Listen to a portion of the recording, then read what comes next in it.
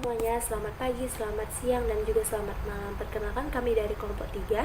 Kami akan membawakan materi tentang eutanasia. Nah, di sini kalian pasti akan bertanya-tanya, apa sih eutanasia?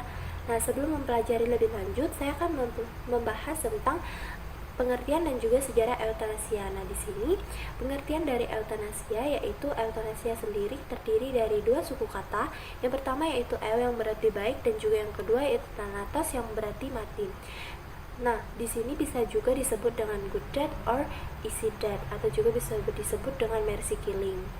Pada hakikatnya, pembunuhan atas rasa kasihan itu sebenarnya tidak lepas dari yang namanya hak untuk menentukan nasib sendiri atau the right self-determination pada diri pasien. Hal ini menjadi unsur utama pada hak asasi manusia dan seiring dengan keberadaan mengenai hak-hak tersebut.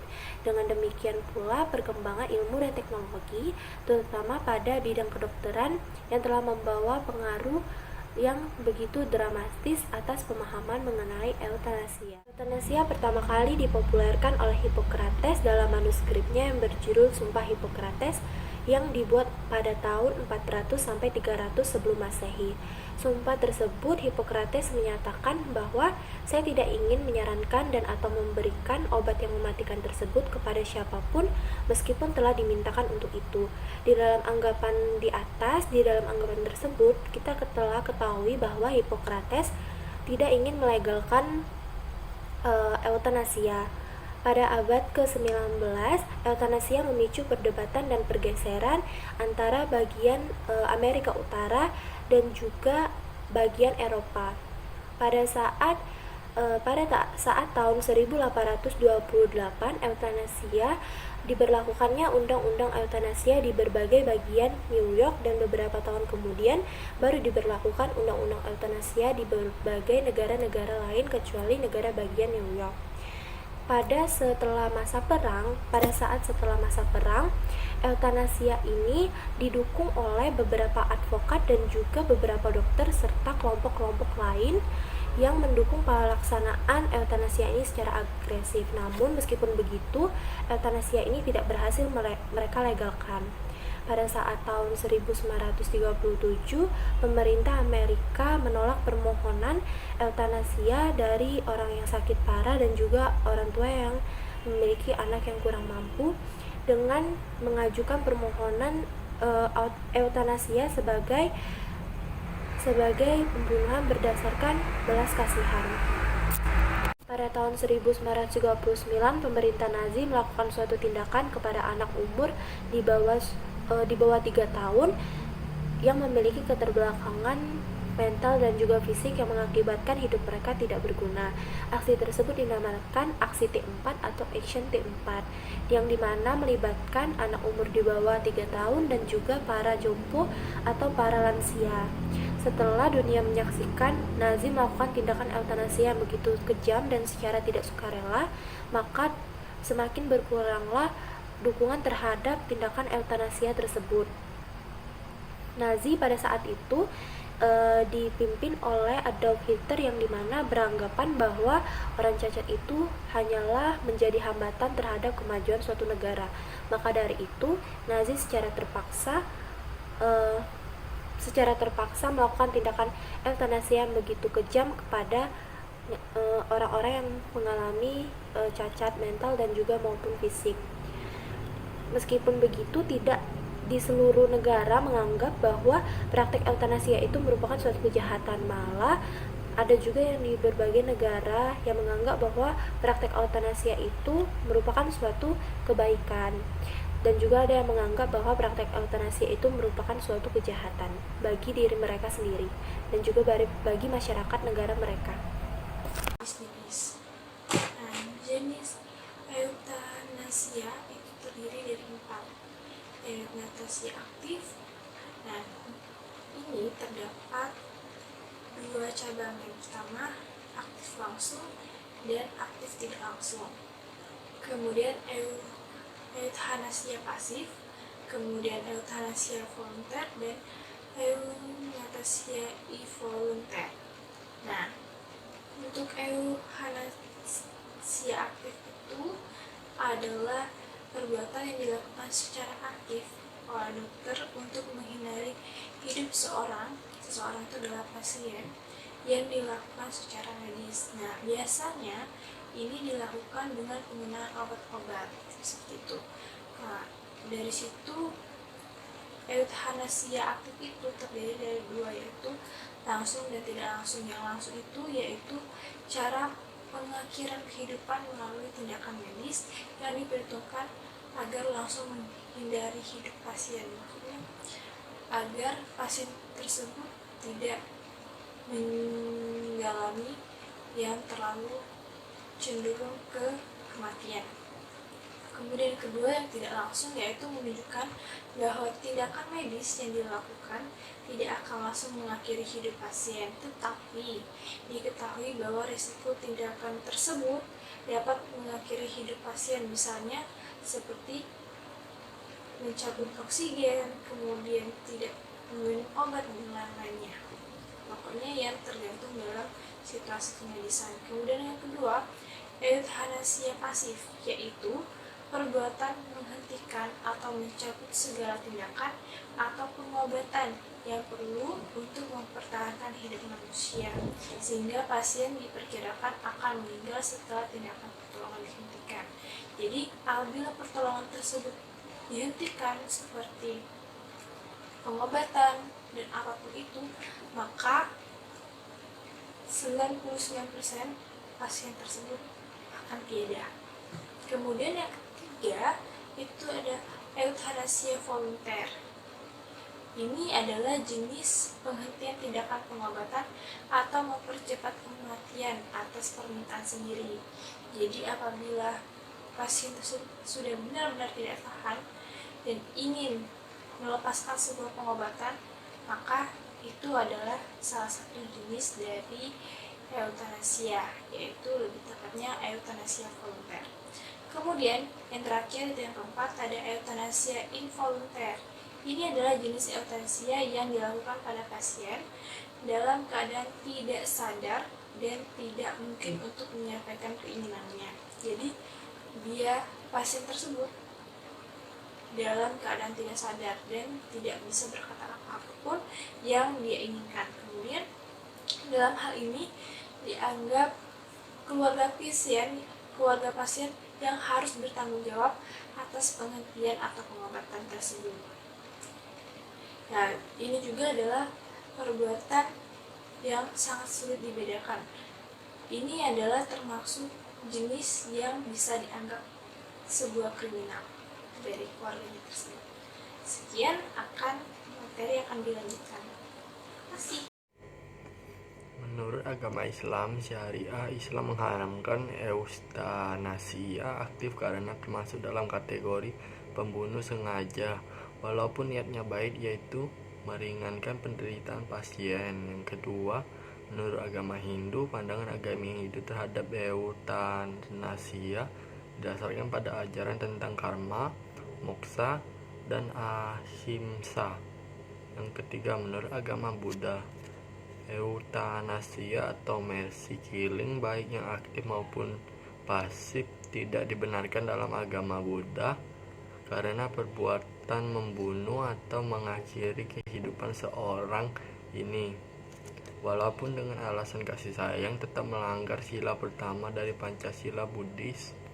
Yang keempat, menurut agama Kristen Katolik, Gereja Katolik telah berjuang untuk memberikan pedoman sejelas mungkin mengenai mereka yang menderita sakit tak tersembuhkan dengan ajaran moral gereja mengenai euthanasia dan sistem penunjang hidup.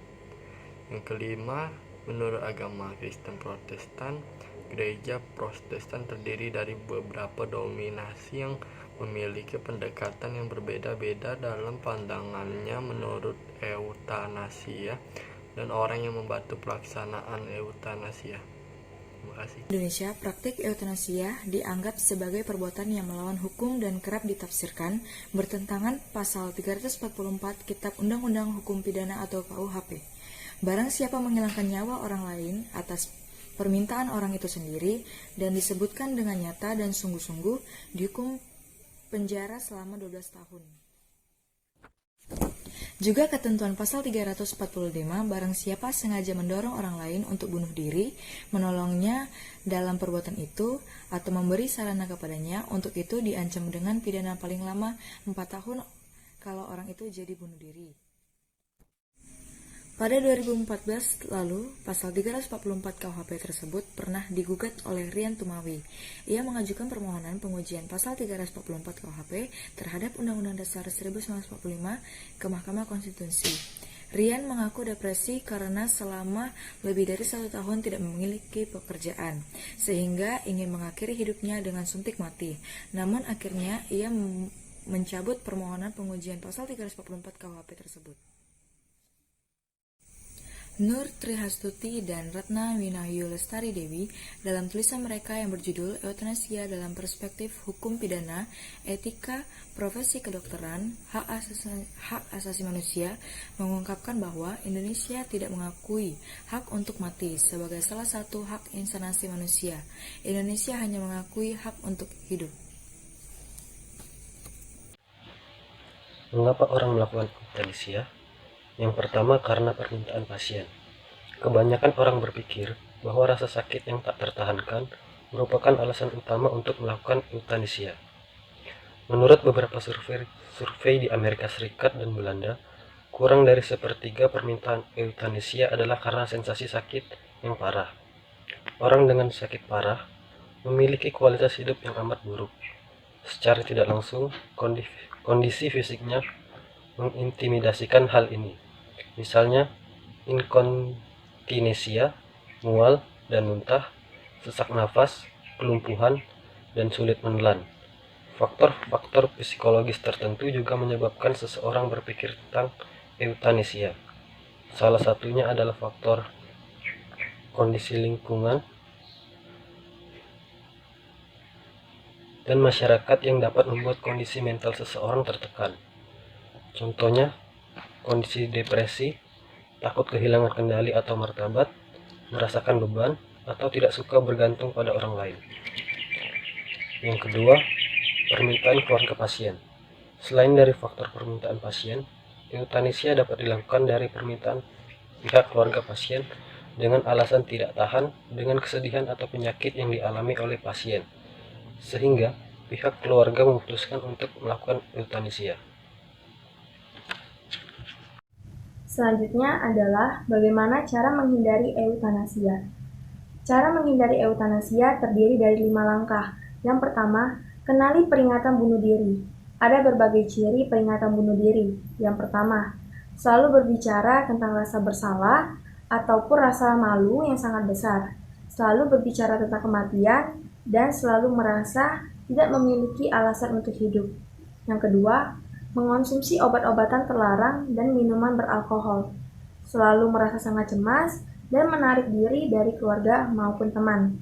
Yang ketiga, pola tidur yang berubah sangat drastis. Bisa jadi banyak, sering, ataupun tidak tidur sama sekali. Yang keempat, melakukan tindakan berbahaya, memperlihatkan perubahan mood yang sangat drastis, dan menyerahkan benda-benda penting. Yang kelima, bisa juga mengucapkan selamat tinggal kepada teman ataupun keluarga, padahal tidak memiliki rencana untuk pergi, serta membuat surat wasiat. Langkah yang kedua adalah lakukan sesuatu. Apabila kita sudah menemukan seseorang dengan ciri yang sudah kita sebutkan tadi, maka jangan tinggalkan mereka. Serta kita juga harus memindahkan atau membuang benda-benda yang berpotensi digunakannya untuk melukai dirinya sendiri, seperti benda-benda tajam, tali, obat-obatan, maupun cairan insektisida. Yang kita lakukan adalah dengarkan mereka. Jangan terburu-buru untuk memberikan nasihat, tetapi kita harus memberikannya empati, memahaminya, serta menanyakan perasaan apa yang sedang ia rasakan, serta alasannya mengapa ia ingin mengakhiri hidupnya. Serta kita juga tidak boleh membandingkan masalah yang ia hadapi dengan orang lain. Yang ketiga adalah sayangi diri kita sendiri. Ada berbagai cara yang dapat kita lakukan untuk menyayangi diri kita sendiri. Yang pertama, pikirkan hal-hal atau pengalaman-pengalaman yang berpotensi membuat nyeri emosional seperti marah, sedih, senang, frustasi, maupun gagal. Apabila kita tidak bisa menghilangkan penyebabnya, maka kita dapat mengobatinya dengan selalu berpikir positif serta melakukan tindakan yang memerlukan konsentrasi tinggi untuk mengalihkan perhatiannya. Yang kedua, makan makanan yang sehat. Yang ketiga, luangkan waktu untuk melakukan aktivitas yang kita senangi. Yang keempat, terhubung dengan orang lain untuk mencegah kesepian maupun keputusasaan, seperti bergabung dengan komunitas yang bersifat positif. Yang kelima, olahraga yang cukup. Yang keenam, tidur yang cukup. Yang ketujuh, kelola stres dengan baik. Maksudnya di sini adalah jadikan stres sebagai motivasi serta kesempatan diri untuk mengembangkan kekebalan tubuh. Serta yang kedelapan adalah jangan berpikir bahwa kita harus melakukannya sendiri. Tetapi apabila kita memerlukan bantuan orang lain, maka kita dapat meminta kepada orang tersebut yang kita percaya dapat membantu kita. Lalu, yang keempat adalah cari bantuan. Kunci utama dalam menghindari tindakan eutanasia ini adalah tetaplah berkomunikasi dengan orang lain, baik itu keluarga, teman, maupun sahabat. Sehingga apabila kita memiliki masalah, kita dapat menghubunginya, serta kita dapat menceritakan semua masalah yang kita hadapi, sehingga kita dapat mengurungkan niat kita untuk mengakhiri hidup. Serta yang kelima adalah sebarkan. Sebarkan 5 langkah cara menghindari eutanasia ini kepada semua orang, agar ada lebih banyak lagi orang yang peka terhadap sesamanya, sehingga tindakan eutanasia tidak dilakukan lagi oleh orang-orang yang merasa sedih.